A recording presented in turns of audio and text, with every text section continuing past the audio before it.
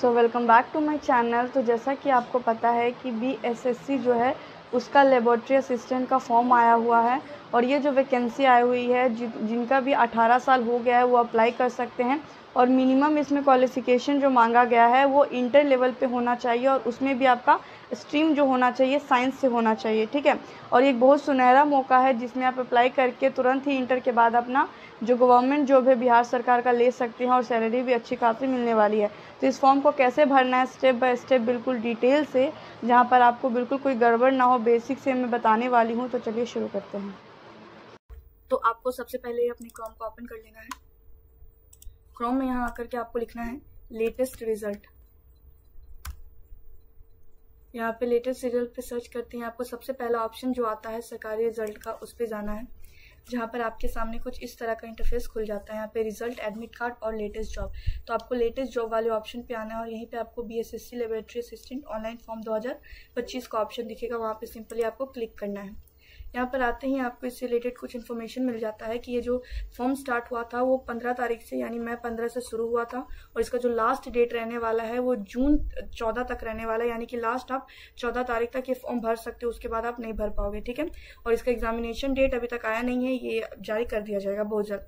अब इसकी बात करेंगे फी प्रोसेस की, तो फी में इसका 540 जनरल, ओबीसी और ईडब्ल्यूएस का लगेगा।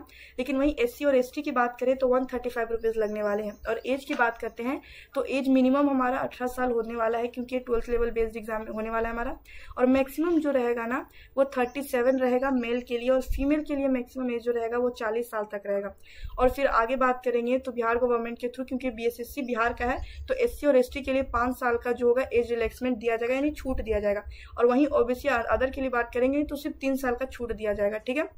अब यहाँ पे आगे बात करें तो इसका जो ये हमारा एग्जाम है, यानी कि जो इसका पोस्ट है वो लेबोरेटरी असिस्टेंट का हमारा होने वाला है, और जिसमें हमारा एलिजिबिलिटी जो मीन हमारा है वो 12th लेवल पे है और उसमें भी साइंस का स्ट्रीम होना चाहिए, ठीक है।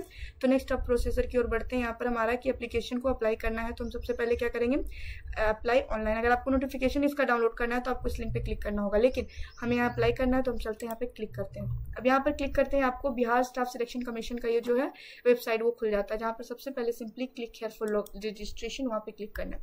अब यहाँ पर आपके सामने कुछ यहाँ पे खुल जाता है, जहाँ पे आपको अपने डिटेल्स जो होगा वो भरने हैं। सबसे पहले यहाँ आपको अपना नेम भरना है, ठीक है। अपना जो आप फॉर्म भर रहे हैं, आपका जो भी नाम है आपको वो नाम यहाँ पर लिखना, और ये सब जो नाम आप लिखोगे सब कैपिटल लेटर में होना चाहिए, ठीक है। नेम लिखने के बाद आपको अपना यहाँ जेंडर सिलेक्ट करना, आपका जो भी जेंडर होगा, मेल फीमेल ट्रांसजेंडर। उसके बाद आपका बिहार राज्य के निवासी है या नहीं है, यानी कि आपका निवास प्रमाण पत्र बिहार का है तो आपको यस करना है, अगर नहीं है तो नो करना है, ठीक है। तो जो भी बिहार के वो यस करेंगे और जो बिहार राज्य के नहीं है वो नो करेंगे, और जिनका नहीं बना वो जल्दी से जल्दी अपना निवास बना ले। नेक्स्ट होता है कैटेगरी, आप किससे बिलोंग करते हैं, UR, SC, ST, EW, EBC या बीसी या ईडब्ल्यूएस। तो आप जिस कैटेगरी से बिलोंग करते हैं उसको सिंपली क्लिक कर लेंगे। तो क्लिक करने के बाद आपको ऑप्शन दे देगा जिस कैटेगरी का आपकी जाति होगी यानी कास्ट होगा, तो सिलेक्ट वाले ऑप्शन पे यहाँ जाएंगे, आपको बहुत सारे कास्ट देखने को मिलेगा, ठीक है। तो यहाँ पर आपको सिंपली अपना सिलेक्ट कर लेना है। फिर उसके बाद पूछता है कि क्या आप क्रीमी लेयर से संबंधित हैं, तो अगर यस या नो, तो ये नो पहले से आपको दिया रहेगा तो नो है, ठीक है। उसके बाद क्या आप दिव्यांग व्यक्ति हैं यानी पीडब्ल्यूएस व्यक्ति हैं, अगर हैं तो यस, ठीक है, अगर नहीं है तो नो करना है। नेक्स्ट होता है कि क्या आप जो दिव्यांग की प्रकृति है वो परमानेंट है या टेम्पोररी है, यानी कि परमानेंट जिंदगी भर के लिए दिव्यांग है या फिर कुछ पल के लिए। तो जो नो भरा है उसको ये सब नहीं भरना है, जो भी ये दिख रहा है ये सब आपको ये सब कुछ नहीं भरना है। जो नो भरा है, जो यस भरा है सिर्फ उसको ये भरना है, उसको ही डिसेबिलिटी का पीडब्ल्यू जो दिया वो ये सब फॉर्म भरना है इसमें जो है, ठीक है। नेक्स्ट आ जाता है हमारा एक्स सर्विसमैन को लेकर के, ठीक है। नेक्स्ट हमारा एक्स सर्विसमैन की, अगर कोई व्यक्ति जो भी फॉर्म भर रहा हो अगर वो एक्स सर्विसमैन है, पहले सेना में काम कर चुका है, तो वो क्या करेगा, एस करेगा। अगर कोई नहीं कर चुका है तो वो नो पे क्लिक करेगा, ठीक है। अगर नो पे क्लिक करेगा तो उसे ये वाला जो कॉलम है वो ईयर मंथ डेट का वो पूछता नहीं है, ठीक है, ये आपको नहीं भरना। लेकिन अगर किसी ने कर रखा है तो उसके लिए ये सिर्फ भरना रहता है अकॉर्डिंगली, जिसने कब मतलब सर्विस का जो भी ईयर होगा, मंथ होगा, डेट होगा, उसको फिल करना है। तो यहाँ पर उसके बाद आपको फिर यहाँ लिखा हुआ है कि क्या आप 1 जनवरी 1963 के बाद एनसीसी से विमुक्त होने के बाद बिहार सरकार के अधीन कार्य किए हैं, यानी कि अगर आपने एनसीसी में इसके कैटेगरीज को फुलफिल किया तो आपको यस, अगर आपने एनसीसी में काम नहीं किया तो आपको सीधा नो पे यहाँ क्लिक करना है, आगे बढ़ना। यहाँ पे दिख रहा है कि क्या आप बिहार सरकार के कर्मचारी हैं जिन्होंने कम से कम 3 साल काम किया हो, तो नहीं। अगर आपने काम नहीं किया है बिहार सरकार में कोई भी गवर्नमेंट जॉब में और काम किया भी है तो 3 साल से वो कम है, तो आपको यहाँ पर सिंपली नो क्लिक करना है। अगर कर रखा हो 3 साल काम बिहार सरकार में, मतलब कोई भी जॉब लेकर करके यहाँ पर, तो आपको येस वरना नो क्लिक करना है, ठीक है। नेक्स्ट यहाँ पर हम बढ़ते हैं, तो यहाँ पर अगर आपने येस पे क्लिक किया होगा कि अगर आपने बिहार सरकार के अंदर में 3 साल तक कोई भी सरकारी गवर्नमेंट में मतलब गवर्नमेंट जॉब में आपने काम कर रखा है, तो येस आपने क्लिक किया होगा, तभी आपको यहाँ पर सिलेक्ट करना है कि कितने साल तक काम किया, वरना आपको नो अगर आपने क्लिक किया है तो आपको इसको कुछ नहीं करना, इस तरह छोड़ देना। अब नेक्स्ट अगर हम बात करते हैं तो यहाँ पर आपको सिंपली अगर आपने कोई प्रयास नहीं किया है बिहार सरकार में अभी तक जॉब के लिए, तो यहाँ 0 करना है। लेकिन अगर जिसने किया होगा 2 बार 3 बार 5 बार जितना बार, तो उसको वो सिलेक्ट करना है, तो यहाँ पर 0 करते हैं। अब नेक्स्ट होता है मोबाइल नंबर। तो यहाँ पर आपको याद रखना है कि आप जो भी मोबाइल नंबर दे रहे हो वो एक्टिव होना चाहिए, यानी कि उसमें मैसेज आए, क्योंकि यहाँ पर आपका जो एग्जाम में आपका जो भी वेरिफिकेशन वगैरह होता है आपका मोबाइल नंबर पे ही होगा। तो इस बात पे आपको ध्यान में रखना है। मैसेज आता है, नोटिफिकेशन जो आएगा आपका इसी नंबर पे आता है, ठीक है। और यूजर नेम पासवर्ड भी आपका वही नंबर पे आने वाला है, ठीक है। तो अब नेक्स्ट यहाँ पर फिर वही नंबर को आपको यहाँ पर एक बार और वेरीफाई कर लेना है कि आपने जो नंबर दिया वो सही है कि नहीं। तो यहाँ दोबारा अपने नंबर को यहाँ पर लिखने के बाद अब नेक्स्ट आपका यहाँ पर नंबर अपना सही से लिखने के बाद आपका ईमेल आईडी होता है कि जो आप ईमेल आईडी दे रहे हो, इस पर भी आपको सही ईमेल आईडी देना है, जो वैलिड ईमेल आईडी हो। और बेसिकली वो ईमेल आईडी आपका जो होना चाहिए वो काम करना चाहिए, बंद नहीं होना चाहिए, ठीक है। तभी इसमें भी आपको नोटिफिकेशन आती है, क्योंकि 2 ऑप्शन रहता है, मोबाइल नंबर और एक दूसरा रहता है ईमेल आईडी। और दोनों के ऊपर ही आपका जो भी पासवर्ड देगा, जो भी आपका ईमेल आईडी जो रहता है उसी पे देता है, ठीक है। और आपका एडमिशन कंफर्म होगा तो ईमेल आईडी और उसी पे फोन नंबर पे ही कंफर्म होता है। यहाँ दोबारा कंफर्म ईमेल आईडी पर आपको सेम वही ईमेल आईडी रखना है। याद रखिएगा कि जब नंबर डालते हैं तो सेम दोबारा कंफर्म में एक ही नंबर डालेंगे, और ईमेल आईडी जब डाल रहे हैं एक बार, तो जब कंफर्म ईमेल आईडी डालते हैं तब भी हम सेम ईमेल आईडी डालते हैं, ठीक है। कोई अलग अलग यहाँ पे ना नंबर डालना है ना दूसरा में ईमेल आईडी डालना है, ठीक है। अब यहाँ पर हमें डेट ऑफ बर्थ, यानी आपका जो डेट ऑफ बर्थ है वो क्या है, उसको आपको यहाँ पर सिलेक्ट करना है, ठीक है। तो सिंपल यहाँ पर कैलेंडर के ऑप्शन में जाना है, यहाँ पर आपको जो साल है आपका वो सिलेक्ट कर लेना है। इस तरह से आपको ऑप्शन दिया रहेगा जिसमें अलग अलग आपका जो डेट है, आपका जो जन्म हुआ जिस साल में, उसको सिलेक्ट करने के बाद आपको मंथ सिलेक्ट करना है। फिर उसके बाद उस मंथ से जाकर के आपको जो आपका डेट है उसको सिलेक्ट कर लेना है। तो इस तरह से आपका ये सिलेक्ट हो जाएगा यहाँ पे आकर के, ठीक है। अब यहाँ पर उम्र यहाँ पर आपको बताया गया है कि आपका जो डेट ऑफ बर्थ है उसके हिसाब से आपका उम्र कितना हो रहा है, ठीक है। वहां पर आपको डायरेक्टली यहाँ पर शो कर दिया जाएगा, ठीक है। अब नेक्स्ट यहाँ पर आपको सिंपली लास्ट है यहाँ पर आपको कि कैप्चर कोड यहाँ पर भर देना है। जो आपका ये कैप्चर कोड जिसको बोलते हैं, जो नीचे रहता है उसको कैप्चर कोड बोलते हैं, ठीक है। इसी कैप्चर कोड को आपको यहाँ पर फिल कर लेना है, जो भी आपका दिया हो। अगर आपको ये कैप्चर नहीं ले तो आप यहाँ पर दोबारा रिफ्रेश करके दूसरा कैप्चर कोड ला करके आप भर सकते हैं। तो सिंपली कैप्चर भरने के बाद सेव एंड कंटिन्यू वाले ऑप्शंस पे जाएंगे, यहाँ पर ऐसे आएगा, आपको ओके करना है। तो यहाँ पर आपको खुल जाएगा कि आपने जो भरा हुआ उसके बाद रीचेक कर लेना है, नेम वगैरह, आपका जेंडर, जो भी आपका कास्ट है, ये सब बिल्कुल अच्छी तरह से आपको चेक कर लेना है। एक डिटेल, मोबाइल नंबर ज्यादातर खास होता है, आपका ईमेल आईडी, ये सब चेक कर लेना है। अगर आपको कुछ गलत है तो एडिट में जाइएगा और वापस से सुधार के फिर सेव एंड नेक्स्ट पे आएगा, ठीक है। लेकिन मैंने कोई गलत नहीं है तो आपको सीधा कंफर्म एंड नेक्स्ट पे जाना है कि आप कंफर्म है कि आपने सही भरा है, ठीक है। फिर ओके। अब इस तरह से आपका जो हो गया रजिस्ट्रेशन हो गया है, ठीक है। और आपका यहाँ पे जो शो हो रहा है वो योर रजिस्ट्रेशन नंबर, यानी कि आपका रजिस्ट्रेशन नंबर यहाँ शो हो रहा है, ठीक है। तो आपका रजिस्ट्रेशन नंबर ये रहा, ठीक है। और आपका जो पासवर्ड है वो ये रहा। इसी रजिस्ट्रेशन नंबर या पासवर्ड को आप यहाँ से फोटो खींच के अपने फोन में रख लीजिए, या तो आपने जो मोबाइल नंबर दिया होगा इसमें ये डायरेक्टली चला गया होगा, या आपका ईमेल में भी ये चला गया होगा, ठीक है। तो यहाँ पर आपने देख लिया। तब इसके बाद रजिस्ट्रेशन के बाद नेक्स्ट स्टेप लॉगिन के लिए यहाँ पे क्लिक करना होता है। तो यहाँ पर हम क्लिक करते हैं, उसके बाद यहाँ पर क्लिक करते हैं, कुछ लॉगिन के लिए इस तरह का इंटरफेस खुल जाता है। अब लॉगिन करना है तो हमारा जो रजिस्ट्रेशन नंबर है वहाँ पर आपको जो भी आया हुआ था सेम मैंने दिखाया, अगर वो आपने फोटो क्लिक कर रखा तो वो, या फिर आपके फोन या जीमेल में वो आपका जो रजिस्ट्रेशन नंबर या पासवर्ड है वो चला गया होगा। तो यहाँ पे रजिस्ट्रेशन नंबर भर लेना है। उसके बाद आपका जो पासवर्ड है, ठीक है, उसको यहाँ पर आपको भरना है। और ध्यान रखिएगा रजिस्ट्रेशन नंबर और जो आप पासवर्ड भर रहे हो वो बिल्कुल सही से भरे और अच्छे से वर्ड्स को देख करके, जो नंबर है उसको देख करके भरे ताकि गलत ना ले, ठीक है। फिर यहाँ पासवर्ड अगर हम भर रहे होते तो ध्यान से हमें भरना है। तो हमारे यहाँ रजिस्ट्रेशन नंबर भरने के बाद पासवर्ड हो गया। अब उसके बाद कैप्चर कोड जो ये वाला रहता है ना, वो कैप्चर कोड आपको यहाँ पर भर लेना है, ठीक है। अगर कैप्चर कोड आप भर रहे हो, अगर आपको नहीं ले रहा तो रिफ्रेश करके यहाँ से आप रिफ्रेश करने के ऑप्शन पे जाना, नेक्स्ट कैप्चर आएगा अलग तरह का, उस अलग तरह के कैप्चर को भरना, फिर एक बार ट्राई करना, ठीक है। तो मैं यहाँ पे कैप्चर जो दिया था वो भर लिया मैंने, रजिस्ट्रेशन नंबर पासवर्ड यहाँ से लॉगिन कर लेती हूँ। लॉगिन करने के बाद यहाँ स्टेप बाय स्टेप डिटेल्स दिया हुआ है, यहाँ पे आपका पासवर्ड सेव का ऑप्शन में आप सेव कर लेना। अब यहाँ पे अलग अलग डिटेल्स आपको दिया हुआ है, ठीक है। तो यहाँ पे सबसे पहले आपको अपना फादर्स नेम यहाँ पे लिखना है। तो फादर नेम एंटर करने के बाद यहाँ पर माता का नाम आता है, यानी कि अपनी मदर का नेम आपको डालना है। और याद रखिएगा वही नाम लिखना है जो आपका आधार कार्ड वगैरह में हो। यहाँ पर आपका जेंडर लिखा हुआ रहेगा, आपका जो बिहार राज्य के निवासी पहले से भरा हुआ है। उसके बाद आपका आता है कि इशू डेट ऑफ डोमेनियल सर्टिफिकेट, यानी कि जो आपका स्थायी निवास प्रमाण पत्र है उसको जारी करने का तिथि क्या रहा है, उसको यहाँ पर आपको भरना है। तो यहाँ पे जो आपका निवास प्रमाण पत्र जो होता है ना, उसमें जाकर के आप चेक कीजिएगा।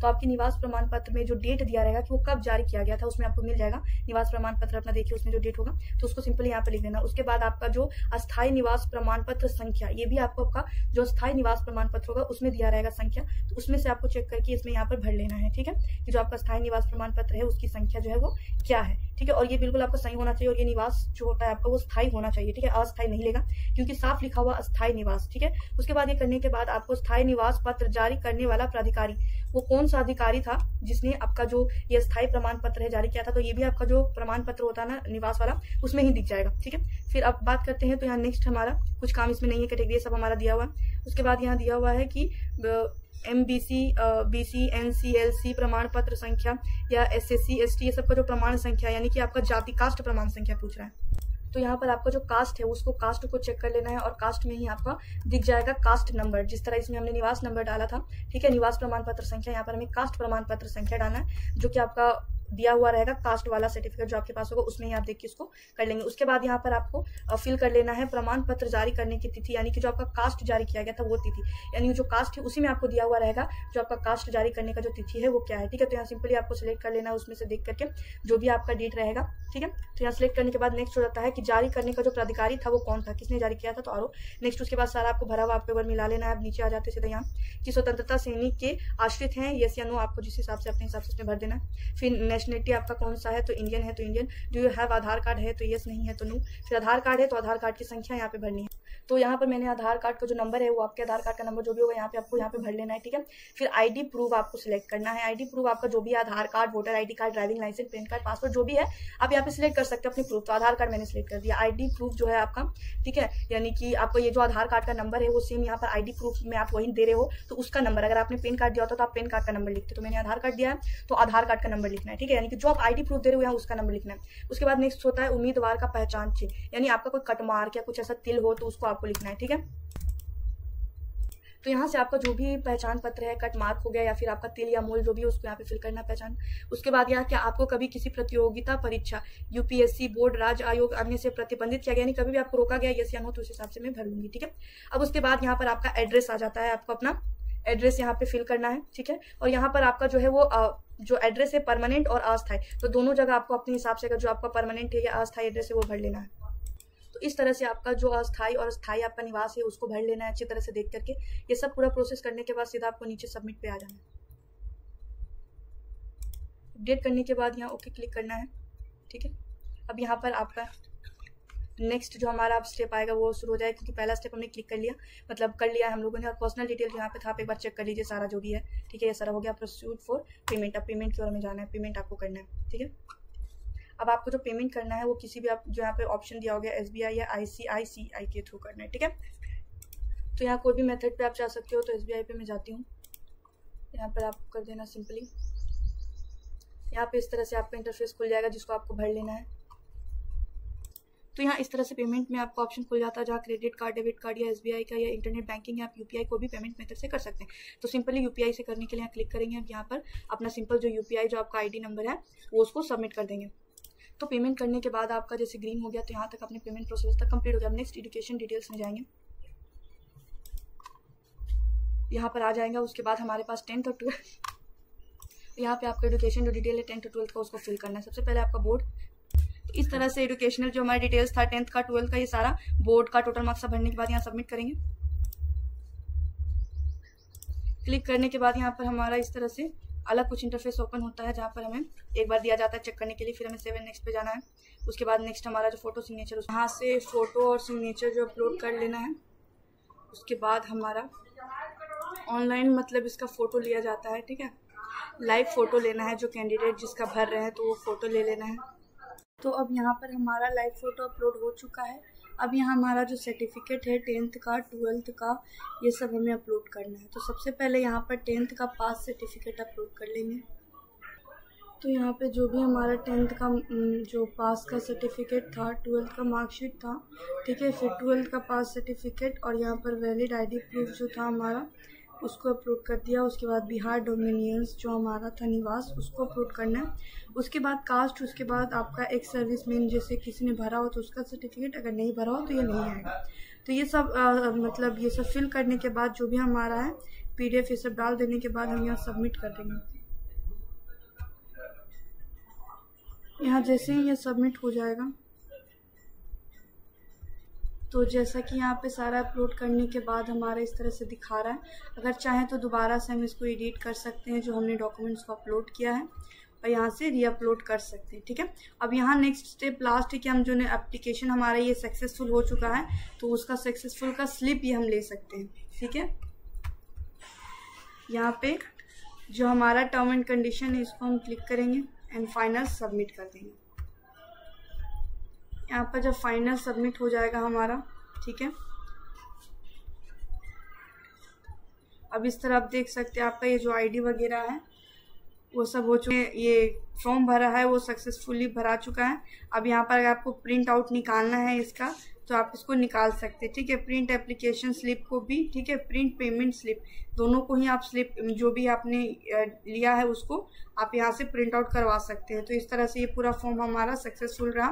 सो आई होप सब पसंद आया होगा, तो चैनल को हमारे सब्सक्राइब और वीडियो को लाइक ज़रूर कीजिएगा, और नेक्स्ट वीडियोस के लिए आप ज़रूर चैनल को सब्सक्राइब कीजिए ताकि आप तक नेक्स्ट वीडियो पहुँचते रहे। तो thank you for watching this video.